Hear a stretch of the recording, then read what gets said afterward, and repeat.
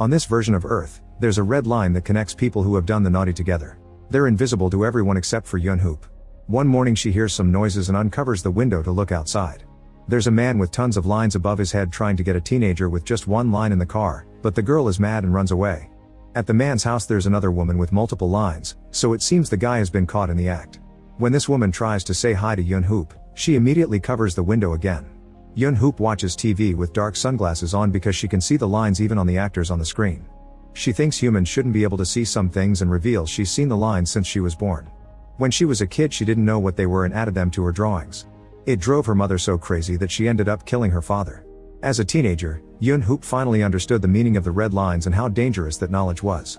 She tried to self-delete in many different ways, but her wounds always healed fast. Since then, she's been researching the lines to try to understand who made them and why they gave her the ability to see them. However, she keeps an introverted life inside an apartment with every window covered with cardboard. When a new neighbor rings the bell to bring a gift, Yoon-hoop doesn't answer and waits until the woman is gone to grab the bag. Meanwhile, Detective Ji-wook starts a new workday at the police station. He complains about having to take care of his niece and laughs when a coworker tells him to get married. When he has a break, Ji-wook and one of the female employees sneak into the archive to get naughty.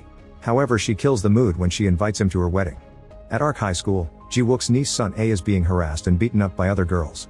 Hye-young holds her down with a mop and scolds her for not bringing her money. She also asks her if it was her who reported the harassment, but Sun-a swears she didn't. An angry Hye-young doesn't believe her and throws her around, noticing that Sun-a is smiling for some reason. Then Hye-young holds her against the edge and threatens to kill her if she reports it again. Later, Ji-wook investigates the murder of a single woman in a small apartment. A neighbor says they saw a man wearing a helmet coming to this place, but they thought it had been a delivery guy. There are no signs of naughty abuse and nothing valuable was taken, so the cops don't understand the motive. That night Yoon-hoop receives another fruit gift from her neighbor. She eats it while watching the news and learns about the murdered woman, who is the second case in the neighborhood. In the background she sees a man with a helmet entering the building and is surprised to notice he only has one line, which is extremely rare in adults. Moments later Yoon-hoop hears a bike outside and looks out the window to find the helmet man entering the neighboring building. Thinking he's the killer, Yoon-hoop rushes to grab her phone and calls the cops, however the neighbor receives him with open arms and a red line appears to connect them as they get naughty. The next day Sun-a skips school, so her harassers break into her locker and find an embarrassing note. At home, Sun-a asks Ji-wook for money, but she doesn't tell him what for. Ji-wook gets suspicious when he notices the bruises on her body but she refuses to explain. Then Ji-wook goes to the balcony to smoke and notices the apartment covered with cardboard across the street. At that moment he gets a call from his coworker to inform him that last night someone called to report a helmet man but the person hung up. The police track the call and Ji-wook realizes the address is the cardboard apartment. He immediately pays a visit and when Yoon-hoop uses the peephole she notices that he has hundreds of lines. She won't open the door or talk, but luckily a neighbor passes by and tells Ji-wook that she's a recluse who won't talk to anyone. Refusing to give up, Ji-wook knocks again and explains he's here to discuss the murder, which makes Yoon-hoop open the door. She explains that she mistook a random man for the killer and immediately closes the door again. That night a helmet guy with just one line enters the building. Yoon-hoop hears the noise and sees him through the peephole, which she quickly covers when he turns around. In the meantime Sun-a is getting texts from Hye-young asking her for more money. Getting desperate, she sits outside a bank and waits for a woman to leave the ATM. She follows her through an alley and tries to steal her bag, but she has to stop when a group of men passes by. At the police station, Ji-wook and his co-worker Dong-sik put together clues and realize that both victims knew a man called Young-min. Looking at the picture, Ji-wook realizes he's the guy who told him about Yoon-hoop. He wants to go out to investigate but at that moment he gets an important call. Ji-wook rushes to the nursing home and finds his insane father on the roof. He doesn't dare to say anything and lets the nurses pull him away from the edge. Meanwhile Dong-sik goes to the building to investigate. Nobody answers the door at Young-min's place but it's open, so he goes inside. He looks around and finds a room with some strange things that weird him out. Dong-sik calls Ji-wook to tell him he's found something, but before he can explain, he's attacked from the shadows and the call ends. Young-min beats Dong-sik up and restrains him, then he puts on his helmet and glasses while saying there's only one left. Yoon-hoop hears a noise and runs to the window to see the helmet guy across the street. She tries calling the police but her phone's battery is dead. Noticing that the man is going to his lover's place, Yoon-hoop grabs a knife and puts on her sunglasses before finally leaving the apartment. The process is terrifying and her legs shake as she goes outside. The fear becomes so overwhelming that she passes out on the street and dreams about her mother. In the neighbor's place, Young-min takes off his helmet and looks at the lines above the woman's head. He throws her on the couch and starts choking her, saying that this is how everyone can be saved. At that moment Yoon-hoop shows up and asks him to stop, but Young-min easily takes the knife from her and stabs her while mocking her.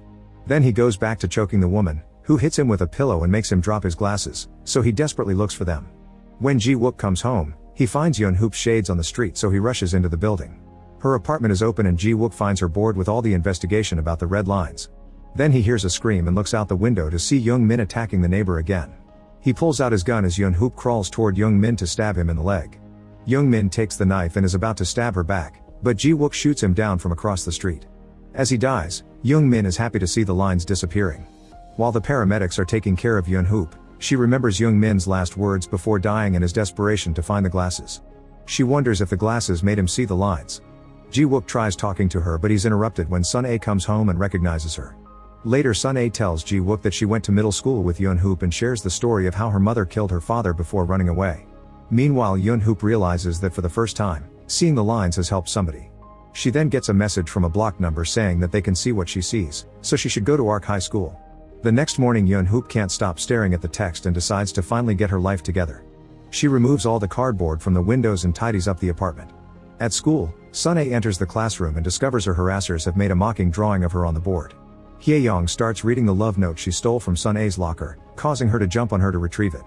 The girls fight on the floor until the teacher Kyu-jin enters the classroom and pulls Hye-young away. She then takes the note and rips it. After class, Sun-ae is ready to go home, but stops on her way out when she finds a pair of glasses in her locker. Meanwhile Ji-wook still thinks there's something off about the case and visits Young-min's apartment to look for clues. At first it looks like the walls are painted red, but actually millions of lines have been drawn on them. At home, Sun-ae has put on the glasses and can now see one line above her head. When Ji-wook arrives, Sun-ae screams at the hundreds of lines he has. She runs out of the building and as she wanders in the streets, Sun-ae can now see the lines above everyone's heads.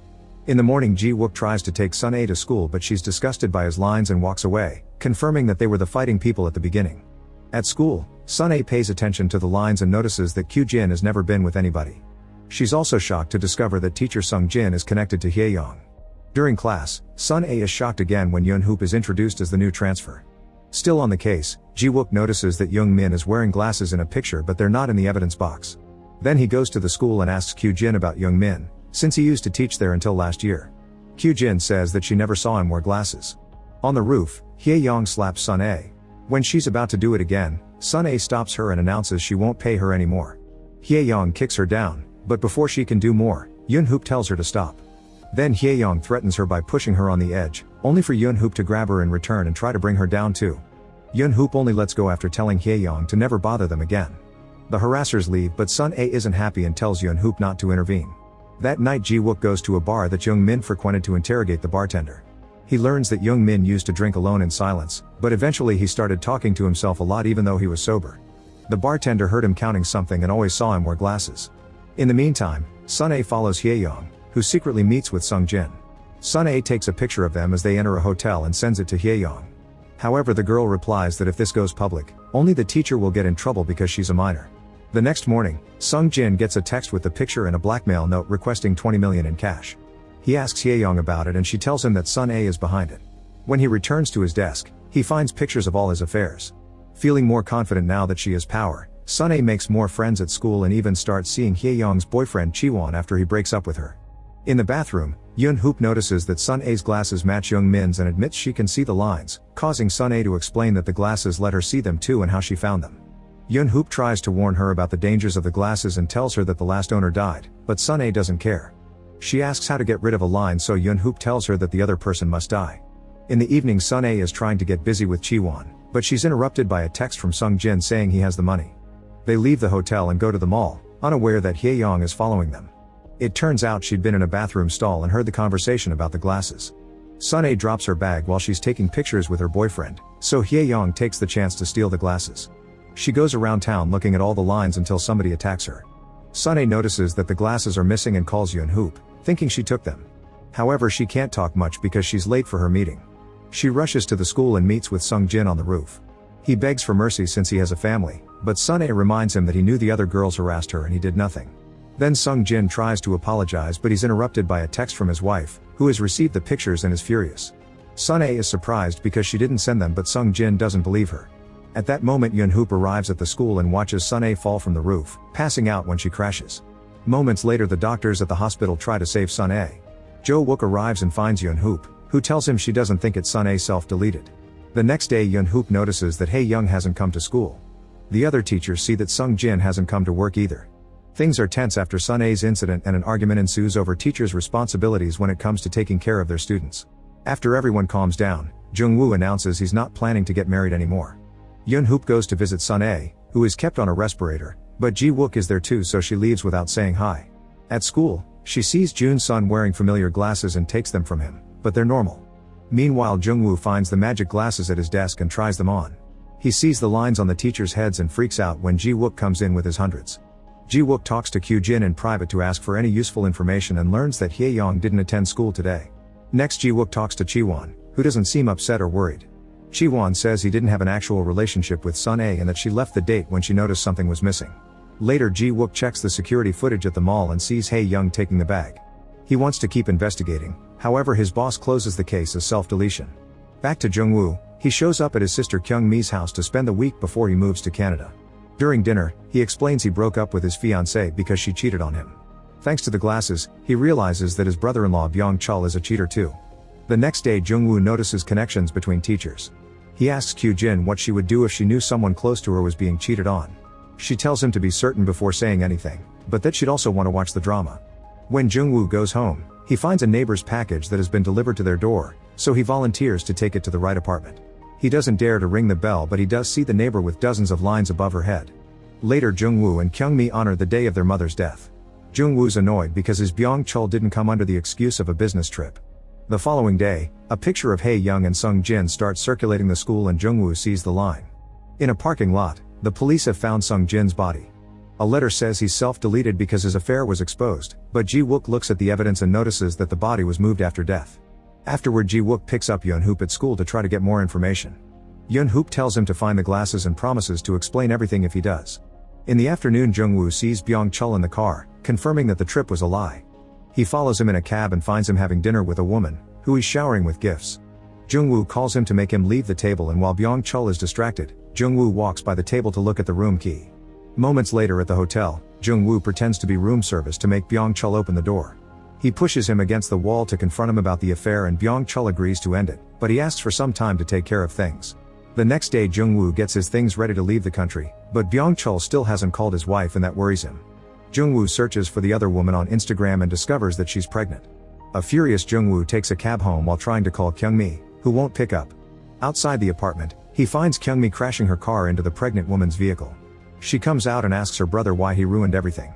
Then Byung Chul arrives and comforts the other woman first. Jung Woo punches him and almost gets in a fight, but Kyung Mi stops him and reveals the truth. It turns out the pregnant woman is Byung Chul's real wife, and Kyung Mi has been the secret affair all along. However, Byung Chul ended things with Kyung Mi after Jung Woo scolded him, which is why she reacted like this. Meanwhile, Ji Wook searches Sun A's room and finds a notebook. Nearby, Yun Hoop sees that a hotel is looking for employees and takes a picture of the ad. After she's gone, someone rips the ad off. When Yun Hoop gets home, Ji Wook shows her the red lines drawn on the notebook, so she finally tells him everything. The next morning, the glasses are being worn by school secretary Mi Sung, who is always being yelled at by her superiors and whose dream is to be an actress. During the weekend, she likes dressing up with a wig. At the local hotel, Yun Hoop is working as a receptionist.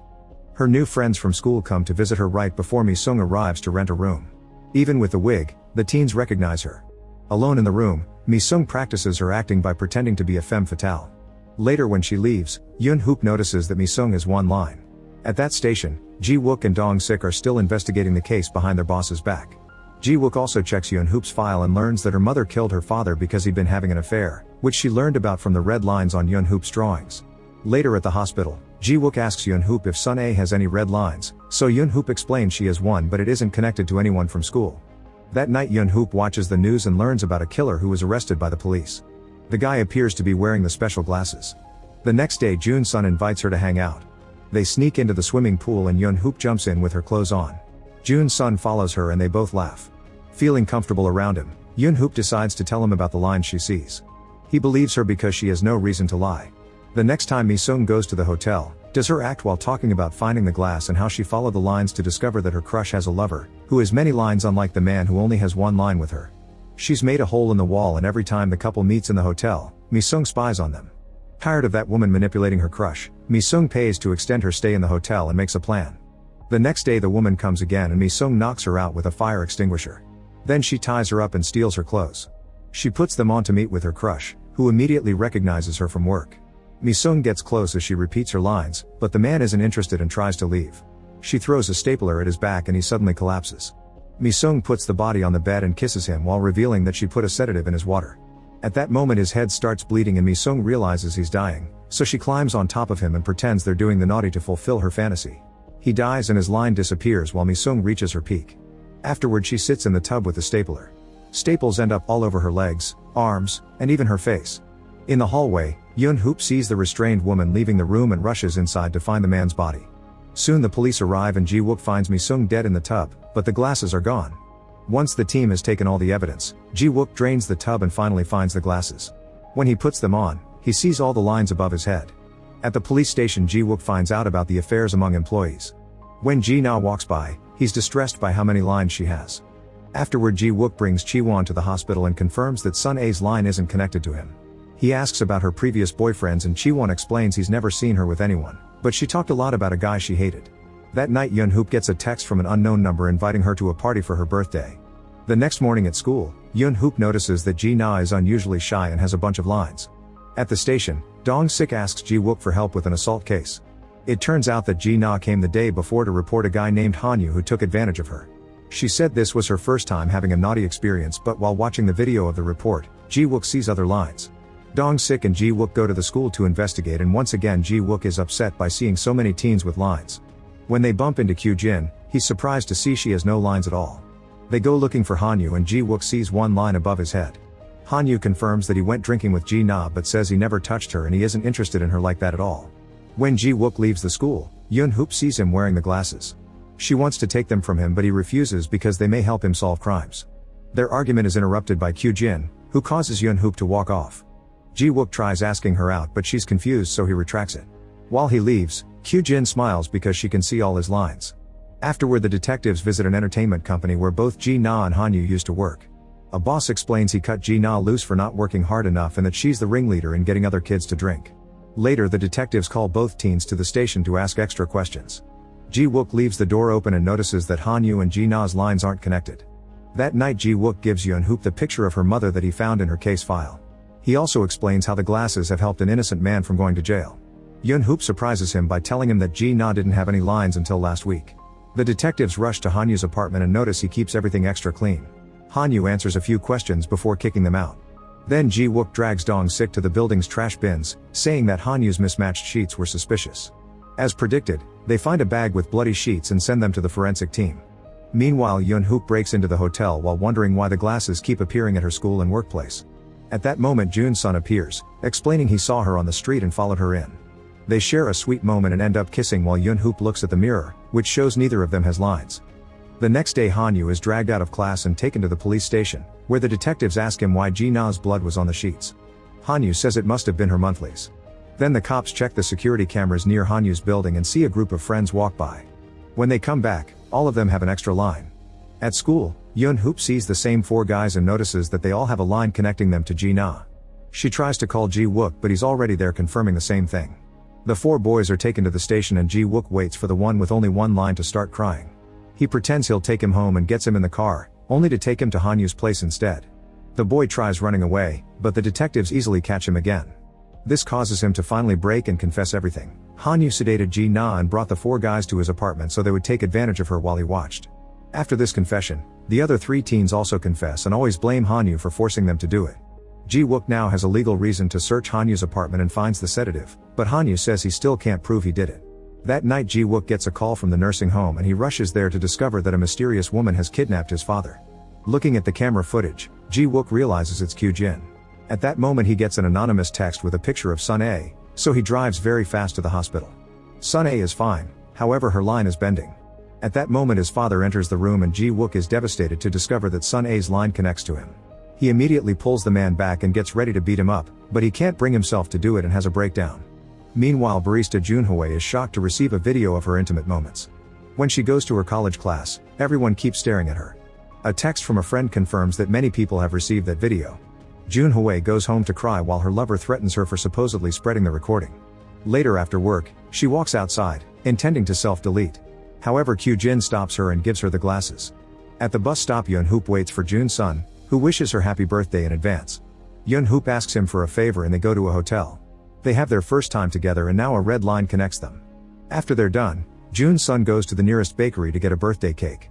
While waiting for him, Yoon-hoop hears some screaming and watches her line disappear. She follows a crowd and is devastated to discover Joon-sun, who has been killed by metal rods that fell from a construction site. After touching his blood, Yoon-hoop thinks this confirms she's cursed and everyone too close to her will die. Yoon-hoop runs to cry in private and receives a video of her best friend Kyung-jin tied to a chair with a text inviting her to the room of boundaries. Then she calls Ji-wook to ask for his help.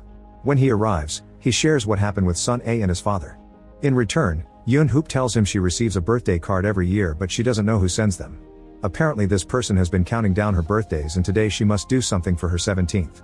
Ji-wook looks at the texts and wonders if Kyung-jin is behind this too.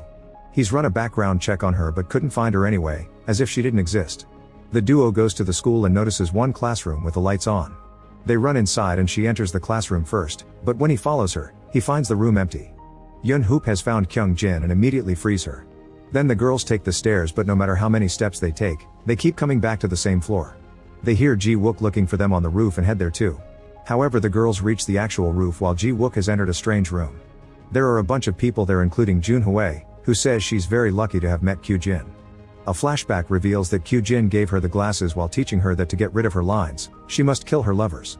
Jun-hwae put on the glasses and spent the night killing the men she was naughty with. She only has one line left and the man is now in the room too. When Jun-hwae chops his head off, millions of red lines appear behind her. They're all connected to Kyung-jin, who makes them disappear before uncovering a table to reveal Ji-wook's father. He runs to untie him, only for Kyung-jin to hand him a knife while asking him to save Sun A. Ji-wook tries attacking her instead, but she easily blocks him and takes back the knife, which she uses to kill the old man.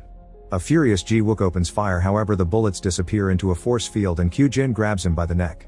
On the roof, Yoon-hoop tries to tell Kyung-jin about the lines, only for Kyung-jin to turn around with the glasses on. She says that Kyung-jin explained to her that the red lines are visible without the glasses if she dies. Suddenly Kyung-jin jumps on Yoon-hoop and tries to choke her, so Yoon-hoop takes her glasses off and steps on them to break them.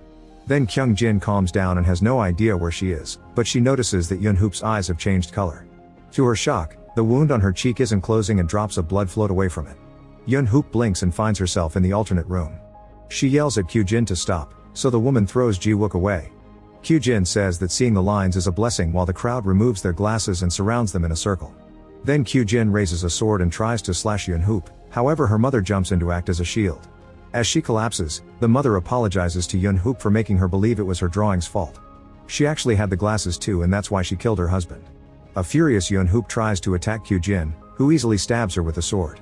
Her blood starts floating up, so Kyung-jin raises her body too and makes a bunch of red lines burst out of her. These lines connect to a huge red ball made of lines while Kyung-jin explains that Yoon-hoop's death will give the seeing gift to all humanity. Once the ball is big enough, Yoon-hoop collapses. Kyung-jin tries to control the ball, which begins to glow until it explodes. The crowd gasps as the lines start covering the whole world. Yoon-hoop uses the distraction to slash Kyung-jin's face and stab her chest. However, Kyung-jin says it's too late before falling dead. Then the crowd snaps out of their trance, not understanding what is happening. Everyone screams and runs around in panic. They bump into Ji-wook and make him drop his glasses. With another blink, Ji-wook, Yoon-hoop, and Kyung-jin appear on the normal roof, but the ceiling is still red. Ji-wook tries to grab the glasses but the girls stop him and the glasses fall off the building. On the streets, all the citizens are freaking out because everyone can see the lines now. Sometime later, everyone on the train is wearing shades to avoid seeing the lines and Yoon-hoop finally feels normal. Sun A has woken up from her coma without her line. Yoon-hoop visits Joon-sun's grave and hears someone calling her name. It turns out to be Kyung-jin. Make sure to subscribe and turn on notifications so you can watch more videos like this. Thanks for watching.